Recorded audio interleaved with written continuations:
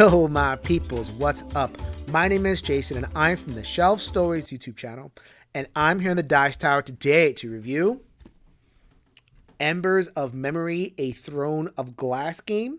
This one was designed by Kuro, at least the original design was by the Japanese designer Kuro, published by Osprey Games.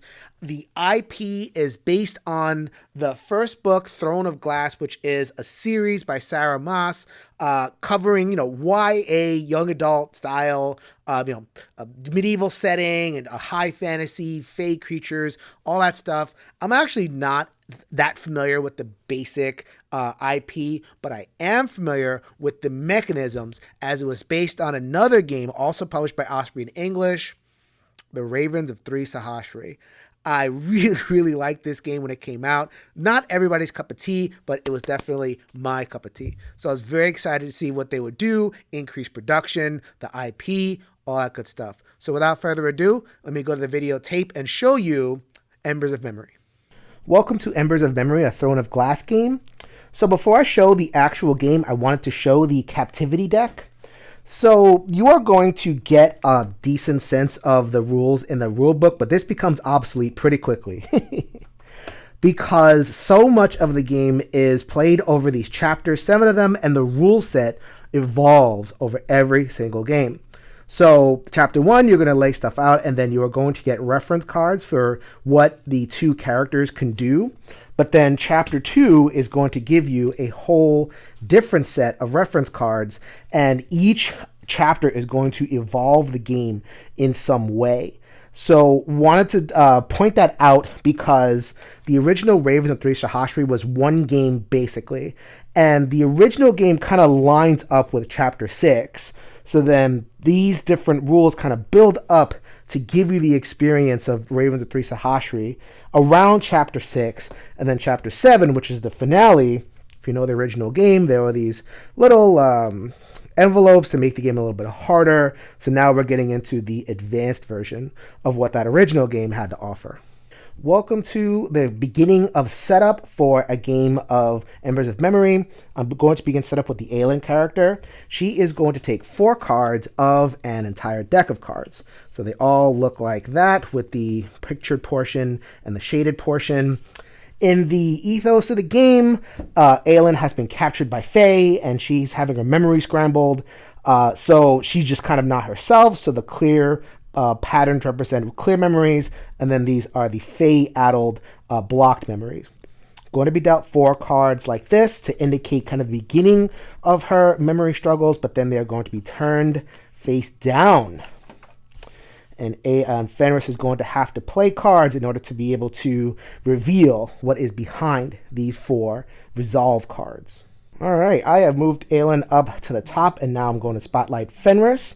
Fenris, the Doctor of the Spirit, is going to try to provide resources for Aelin in this central mind area so that she could begin healing herself and getting her memories back. How does that work? This is Fenris's kind of bag of resources. If you imagine he's a doctor, this is a little doctor bag, and he has a lot of potential memories in here. So at the beginning of this turn, he's going to pull as many cards as he thinks he needs. A little bit of push your luck aspect. You don't want to pull too many because one of the lose conditions is to just run out of cards before Aelin's mind is healed. But you don't want to pull too few either because you want to have things to work with in the middle. Okay, so Fenris is going to pull some cards. Okay, got a 3 over there. Oh, okay, got some red. Red is always good to work with. One more card. Ooh! This is what the main enemy of the game is, the demon cards. When these appear, they are set aside, and they will be eating cards later. I'll get to that in just a second. Now, time to perform some mental surgery. How we do that is you play as many cards as you can into the central row. You need to follow a couple of rules. You need to place like spaces on like. You need to place the filled in spaces on filled in spaces and blank spaces on blank spaces. So this would be an illegal play right now because the blocked in spaces will go on here. That's no good. However, this would be a perfectly legal play. has to be this way. You can't be turning them around. So a very puzzly experience trying to put together aspects of the mind. The way that the game allows you to fight against this demon is by creating sevens. Sevens is a very magical number in this game. So I have put together 4, 2, and 1. That is called Reliving a Memory. Does a couple of things. First of all, if Aelin has a red card in her resolve, it is exposed immediately, which is always a good thing. And you defeat this demon, goes into the discard pile. But let's say I wasn't able to do that, and I only had completed this area. This card would be hanging out, and then if I ever had to discard a same color card for any reason, the demon actually eats it. Nom nom nom nom. And it will not be available for the rest of the game. So you definitely want to try to complete sevens as much as possible. And I think the very first game is focused on having you complete as many sevens as possible. All right, so now I have shown the spotlight back on Aelin. Now it is time for her turn. What she wants to do is she wants to add cards to each of these resolve cards to add up to 7, 7, 7, 5. 7 being a magical number in this game.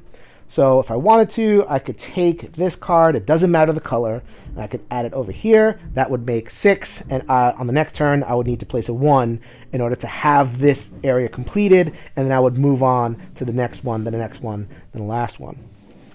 If I wanted to just go for the gusto, I would take this 4, and I would just go over here. Once I have completed the 7, I would say something like, I am with you. I forget what the rule book tells me to say. Indicating a completion, whether the card is face up or face down, because I know what this number is, and then we'd move on, construct more mind cards, and then continue filling in these rows. However, just one little thing to note, I took a card that was joining these two cards. If I do that, then I would have to discard one of these cards. And this demon is lurking, going, discard that red. And like I said before, if I discarded that red, this demon would eat it. Or I can just decide to discard the yellow, and this card is safe for now. I have to make it to this end in order to beat the game, and then I would do that 2 more times. So you have to play another full 2 rounds, and these carry over. The cards that are eaten won't be able to be used in subsequent rounds. And at the end, hopefully you've kept enough of your cards where you'll be able to complete it and finish a game of Embers of Memory. So that was Embers of Memory at the table. As I said before, it is an attempt to re-implement the Ravens of 3 Sahasree. This was a very... I don't know how good the reception was for this game. Our own Z Garcia reviewed this in the Dice Tower when it first came out. Wasn't really taken by it for a number of different reasons. The asymmetry can play out pretty not to everybody's taste. So one player who's playing, that card, that play with all the cards face down, they don't have a lot to do.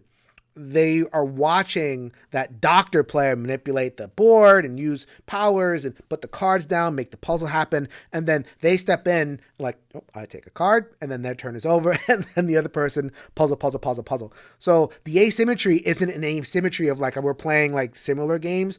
The doctor player has a lot more to just do actively than the other, the patient player.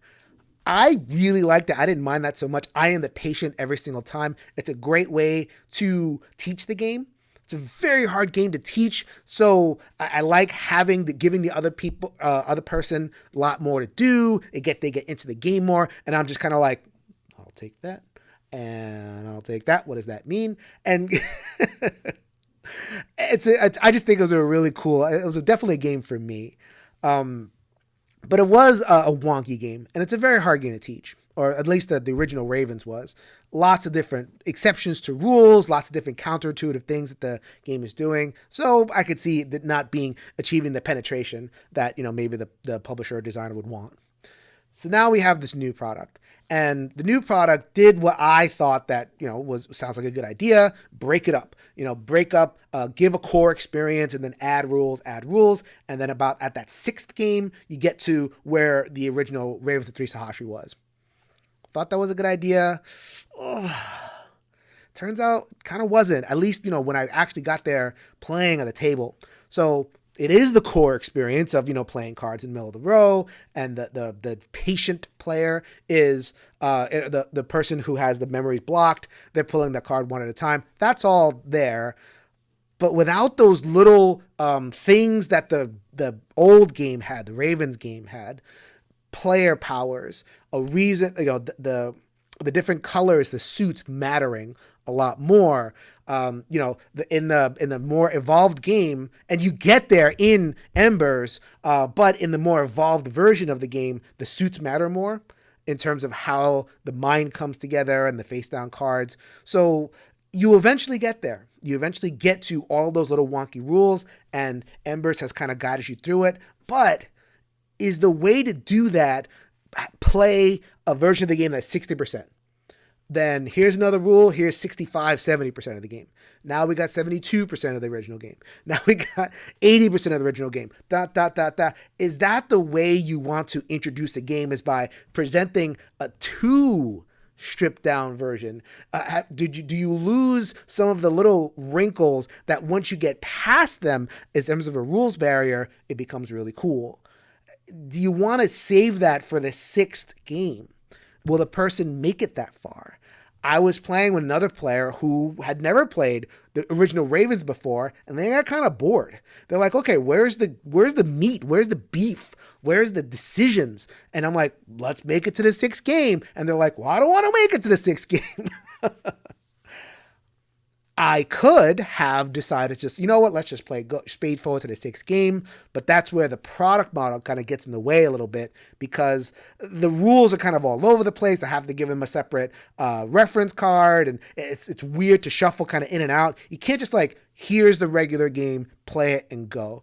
And that's kind of what I want. I think had this product, Embers of Memory, put together the basic game, not the basic game like the stripped down game, but the actual optimal experience game. Had this product made that game, that version of the game, easier to present, then I might be really okay, you know what, all that stuff, I'll just chuck it and play the coolest version of the game.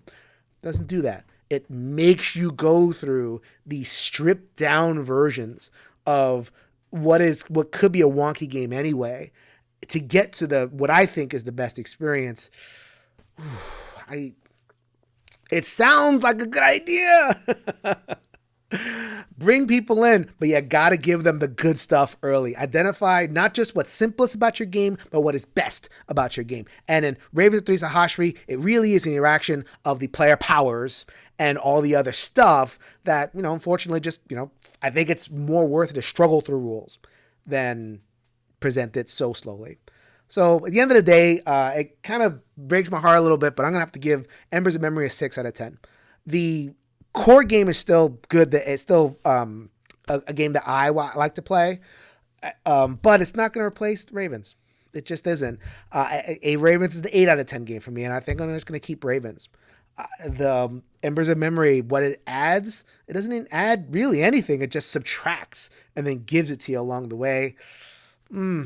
I think that I'm going to want to go with a different, more full experience right off the jump and go from there. So if you like what you heard and you want to hear more from me, please visit my channel, Shelf Stories. Shelf Stories is my channel where I engage in above-the-table conversations. Also, a lot of coverage of cooperative games. I have a lot of interviews with folks. So if you want to know about cooperative games, that's my favorite types of games, including a game like Ravens of Three Sahashri, please hop over to my YouTube channel and check out everything that I have to offer. So this is Jason reminding you, if you can change your mind, you can change the world.